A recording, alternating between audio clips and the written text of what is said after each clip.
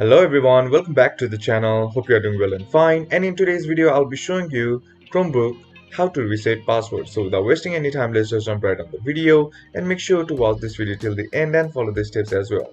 Now the first thing that you need to do is head over and open up your Chromebook or launch your Chromebook. And once you're inside, once you're there, what you need to do is tap on the profile on the bottom right corner of the screen, and there you'll be seeing this pop-up icon, right? Or simply tapping on the notifications icon. And now once you do that, click on this settings button, and once you're inside settings, select the option that says people, and you'll be seeing these options. Now under people, here you'll find an option that says screen lock and sign in. Now simply click on that, and then once you do that, here you need to enter your password to configure your screen lock and sign in.